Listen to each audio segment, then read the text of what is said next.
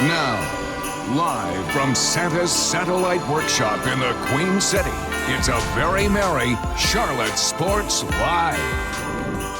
Well, from Charlotte Motor Speedway in Concord to Truist Field in Uptown and even Bank of America Stadium, the holiday spirit is alive and well in Charlotte and all across the Carolinas, and that'll continue right here, right now on a special edition of CSL. Welcome inside a very merry Charlotte Sports Live.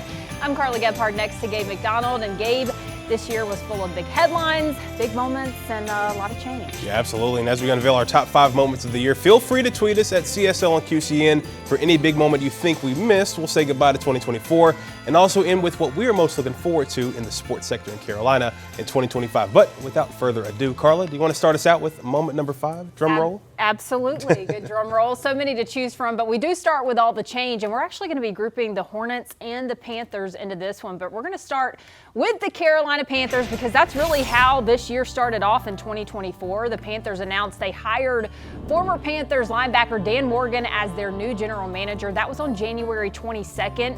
Morgan had previously held the title of assistant general manager under Scott Fitterer, but he was elevated within the organization based on his eye for talent. And then just 3 days later, he hired Bucs offensive coordinator Dave Canales as the Panthers' next head coach. The two had previously worked together for the Seattle Seahawks, but they came back together here in Carolina with a new plan to breathe culture back inside Bank of America Stadium.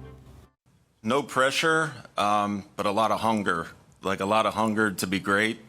Yeah, this is a big task. This is serious for me. This is a great opportunity. And so I don't take that lightly, but at the same time, you know, like Dan just hit, like I'm fired up about it. And I love a great challenge. And I didn't shy away from the Tampa job. And there was a lot of people that kind of looked at that and thought, like, what are you thinking? You got a great situation with Geno in Seattle. And I just was like, I'm going to bet on us. And you can't leave out the Charlotte Hornets from this either. It's an organization that's seen quite a bit of change since Michael Jordan sold the team in 2023. As Gabe Plotkin and Rick Schnall settle into their ownership roles, their first big change was hiring Jeff Peterson as the vice president of basketball operations in early March. Peterson then put on a detailed search for his next head coach, but eventually landed on the Boston Celtics assistant Charles Lee. Now, Lee had to finish his time with the Celtics as he helped lead them to their second NBA title, but he and Peterson were ready when they took the job. A lot of people always told me the right one will happen at the right time.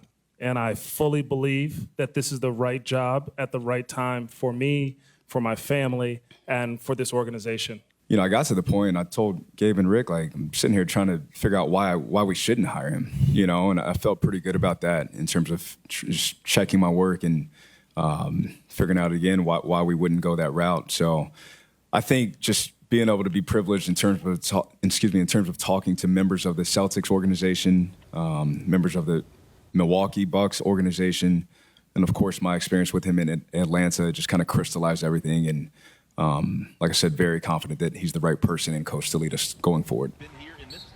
Really, if you look over the past few years, change has been a reoccurring theme here in Charlotte. But when you look at just, you know, the changes that have been made so far this year and the youth, I think all these guys, you know, coming in relatively young and just hungry and fired up to really be able to turn things around with both of these franchises. And I think it's safe to say they've all made their imprint on their organization so far this year. Absolutely, and I think their previous experience kind of speaks volumes as to why they ended up getting the job. I mean, you look back at head coach Dave Canales, all the quarterbacks that he's worked with, even at his time with Tampa Bay, working with Baker Mayfield. Now he comes here with Carolina, and as of late, you know, toward the end of the year, we are seeing a little bit of a resurgence from Bryce Young, and I think that's why he was brought here. But here's the thing with both coaches for the Panthers and the Hornets, now you've got to give them some time to really make some changes, some roster changes. This offseason for both teams are going to be really important. Yeah, absolutely. I mean, you just look at across at both rosters, you know, wanted to get more weapons and obviously add some more depth when you're looking at the Hornets because the injury bug is unfortunately bitten a little bit so far this year too. Hopefully we'll get some guys back, but I think that's one thing that you allude to. It's going to be a big offseason with all the changes that they look to make, and we'll see if they can turn into some more wins in 2025 as well. It's that time of year again, whether you celebrate Christmas, Hanukkah, Kwanzaa, Festivus. Yeah, it doesn't matter, folks. It's the stress of holiday gift giving this time of year. That's right, and we here at CSL got to thinking, what practical gifts could we give the Carolina Panthers this holiday season? It's not every day you get to shop for an NFL superstar, and our NFL analyst, if you watch BBKL, is former Panthers defensive end Al Wallace. Gabe, he sent his gift in, and it's going to Adam Thielen this year. Do you know what he's getting, Adam Thielen? Yeah, he's getting him some vitamins, just something to help. He's an older guy in football years. Obviously, Adam playing in the league for a while. You want to be able to just stay in your best shape possible. He's going to be obviously a guy that we've seen as one of Bryce Young's main targets. Got to keep him, just in shape, looking good, running some good routes. So I think vitamins definitely going to help. Maybe some electrolytes, to stay on stay on task as well. So some good stuff there for the old guy in the locker room. Yeah, I mean, 2 seasons ago when he came here, everybody was like, he's been in the league for 10 years, and nobody's going to tell him that he's a veteran in the league. Like, he's playing some of his best ball as of late. My gift, though, I'm going to go with the guy that throws to Adam Thielen, and that is Bryce Young. Mine's more of a simple gift. Okay. It's not in vanity, though. I'm giving the franchise quarterback a mirror, right? Because the last really month of games that we've seen, maybe outside of the game against the Cowboys, I mean, this guy has progressed. We've seen that confidence level on the field. He's making plays. Everybody says that he's becoming that Bryce Young from Alabama. And so he needs to look in the mirror, even in this offseason, and remember who he is. Remember all of these games that he's played so well in. Absolutely. I mean, there's a reason why he was drafted at the very top of the draft in 2023. And this is a guy that we're seeing play with a lot more confidence. He's comfortable using his legs to extend plays too. And I think the main thing is being able to just get the ball out quicker and make some quicker decisions like he did in college, and definitely making a big difference so far. Well, sticking with the Panthers, I wanted to give XL some stickum for his gloves, but they were sold out at the store that I went to. So I also had defensive coordinator Jero Evero on my list. I got him some plumbing services as well. You might want to know why his run game defense has had a massive leak so far this year. The team obviously not being able to stop the run so far this season from what we've seen. A lot of it has to do with Derek Brown not being on the field with an unfortunate loss after that first game. But really, any opposing running back that has played against this team this year, they're kind of licking their chops, and you want to see them being able to kind of shore that up and obviously make some additions on that side of the ball too the next year. Yeah, Shaq Thompson also went down earlier this season. That's a more practical gift. Yeah, so I like it. All right, well, it's that time of year. This time last year, Panthers fans were maybe considering drafting another quarterback in the draft, but now Bryce Young, like we said, has kind of turned a corner. So while he doesn't make this year's list, another Panthers legend has, and their moment is next. These guys are definitely on the list. Charlotte FC's first year under Dean Smith turned out to be epic for more reasons than one. We'll recap their season and look ahead to the future when a very merry CSL continues. So this is not a top moment yet, but it could be by this time next year. The Panthers have 2 legends added to the semifinalist list to get into the Pro Football Hall of Fame. Linebacker Luke Kuechly has the potential to be a first ballot Hall of Famer. This is Steve Smith Sr.'s 4th appearance at this stage. And of course, that's going to lead us to another big moment for the black and blue, and no bigger body on the field in the early 2000s, the defensive end Julius Peppers. Yeah, 9-time Pro Bowler, recording 159.5 sacks during his 17-year career, putting up single-season records for every stop that he made in that span. Chicago, Green Bay, but most notably the 7 years that he spent here in Carolina for the black and blue. Peppers was drafted by the Panthers back in 2002, was tabbed the Defensive Rookie of the Year after putting up 12 sacks that season. He still holds the team record in sacks with 97, forced fumbles with 34, and 8 blocked field goals. A Carolina native through and through as well, from Wilson, North Carolina, and was a double sport athlete playing both football and basketball for the North Carolina Tar Heels. Peppers was a man of few words then and still is somewhat now, but his induction into Canton brought a lot of emotion and a lot of reflection for his time in the league. To all of the fans, thank you for your passion, your loyalty, your enthusiasm, and your unwavering support. And Panther Nation, you can travel the world, but there's no place like home. So thank you for having my back since the day I was drafted and always showing me love. Truly a special moment that we saw earlier this year. I mean, obviously, one of the best athletes we've seen come through this state, regardless of where they ended up playing. Definitely a special man, and I mean, just, larger than life, so to speak, and definitely well deserved. And looking forward to possibly seeing Luke and Smitty possibly getting there next year too. Yeah, that could be a big moment. I think a lot of people are expecting Luke Kuechly to make it, just the kind of linebacker that he was, but everybody looking up to Julius Peppers. And so, but from one Hall of Famer to another that now serves as a coach, it leads us to our next moment. Undefeated season, 38-0, that's what we want. That's exactly what we wanted. 38-0, nobody else in the country did that. We're national champions, baby. South Carolina, let's go, baby. Love you, Dawn Staley. Hey, it's hard to argue with that. We love Dawn Staley too, which is why she and the South Carolina Gamecocks take over moment number 3 in the top 5 sports moments of 2024. You'll be hard pressed to find a college basketball team anywhere that can go undefeated in a season, but it happened for the team that calls Columbia, South Carolina home. The Gamecocks win a perfect 38-0, averaging almost 85.5 points per game, keeping their opponents to just 57 points per game.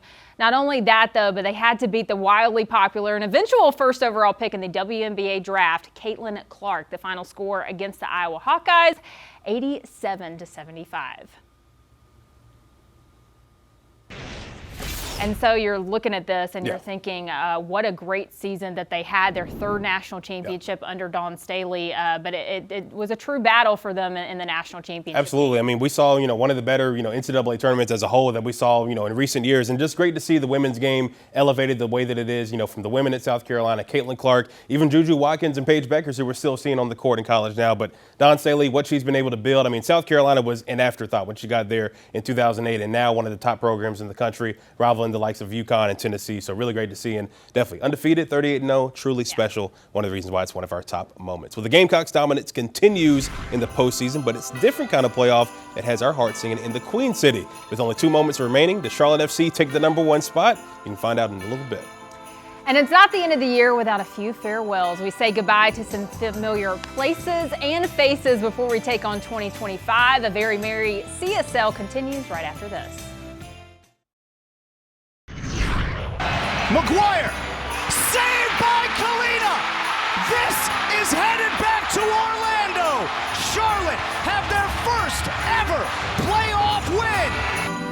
#1 on the field for Charlotte FC and #1 in all of the MLS for goalkeepers. Christian Kalina was named the 2024 Goalkeeper of the Year after coming in first in save percentage, tying for first in shutouts with 12 and tying for third in saves with 121. He's the first player in club history to receive an individual year-end award, and Kalina very deserving of that one. But he's just one piece to our next moment game. Yeah, absolutely. Obviously, all hail the Crown. Charlotte FC's team effort not only took them to the playoffs, but brought the playoffs to Charlotte. The first time we've seen a professional sports playoff game in the Queen City in 8 long years. That's moment number 2 of 2024 here on a very merry CSL. A win over the Chicago Fire sent the Crown into the postseason. This time, no play-in game, and they get matched with Orlando City SC. Now, Orlando did take game 1, but game 2 was all about the QC. The crowd was crazy. It was an emotional win after Charlotte FC took Orlando into penalty kicks, and a Christian Kalina saved the season. Charlotte then went back to Orlando for game 3, but it was a controversial call that sent that game into PKs yet again, and the Crown was not able to come out on top. But still, Dean Smith and his team used this season to make a statement. The big thing for me today, and I've just said to the players how proud I am of them for this season, my first full regular season, and we've kept the least goals against us in the Eastern League, and they can be proud of themselves for that as well. We wanted to keep that momentum going, and make a statement going into playoffs like, hey, we're for real. We want to come and win this thing. We want to win the MLS Cup, and that's what we're going to strive to do. Now, of course, the FC didn't win the MLS Cup, but still a great momentum, team builder for the team moving forward, because obviously still a very new franchise. Good to see them making this kind of progress early on. It is, and I hate the way that their season ended. I think a lot of fans did, because it did kind of come down to a controversial call, and Dean Smith kind of referenced several times over the season of some of the referees' calls in the MLS. But I think overall, you look at the roster, what Dean Smith was able to do in his first year, and you feel pretty good. Guys, Charlotte FC only been around for 3 seasons, and so to see them already in the postseason, to bring that back to the Queen City, it's wonderful for the fans. Yeah, absolutely. I mean, some really good stuff ahead, and obviously, one of the better atmospheres in town too. So definitely looking forward to seeing them continue to build on this and possibly one day get into the MLS Cup. That's right. Well, at the end of the year, you always reflect, and sometimes you also have to say goodbye, and that was the case for a few athletes in 2024 too. Yeah, and one team as well. Now, these don't make our top 5 list this year, but certainly worth a tip of the cap. We'll start in NASCAR, where one team decided to close up shop this year. Since 2009, Stewart-Haas Racing has been a staple in the NASCAR garage, but owners Tony Stewart and Gene Haas announced this year that they would cease operation after the 2024 season. Now, SHR ends their time in NASCAR with 2 championship titles and 70 wins, with the last one coming at the Southern 500 in 2024. Chase Briscoe took the team into the round of 16 in the NASCAR playoffs with that win at Darlington. Although SHR will not be around next season, Gene Haas is retaining one of the 4 charters under the name Haas Factory Team, and Cole Custer will be behind the wheel. Looking forward to that. And we stick with NASCAR for our next goodbye. It's been a heck of a ride for the 19 of Martin Truex Jr. 1 title, 34 wins, and an impressive 25 pole positions, one which actually came at the season finale in Phoenix, Arizona in November. Truex Jr. announced back in the summer that he was going to be retiring from full-time racing, which of course gave us a full 6 months to celebrate him. But he says he's excited for what lies ahead. I don't know. I don't really know what tomorrow will feel like. It's going to be different for sure, knowing that you're not in the full-time in the Cup Series and all that comes with that. But I'm excited about it, so maybe I'm happy more than anything. Now, Truex does hope to come back to race a few times during the 2025 season if there's an open seat, and his first one circled on the calendar, at least right now, as the Daytona 500 to start the 2025 season. It would be fun to see him back on the track once again. Well, the final face to call it a career just so happens to be the all-time leading scorer for the Charlotte Hornets. 4-time NBA All-Star Kemba Walker announced early in June that he's retiring from basketball. Walker averaged 19.3 points in 750 regular season games while with Charlotte. His final season for Buzz City was in 2018-2019. Now, he wrote on X, "Basketball will forever be a part of my life, so this isn't goodbye." And it turns out he was right, as he joined the Hornets staff shortly after as a player enhancement coach. Everybody loves seeing him back in the Queen City, and of course it was an end of an era for those guys, but we've got more to look forward to in 2025. We'll talk about what's to come in the new year, plus the big reveal, what takes moment number 1 in Carolina sports in 2024. That's next.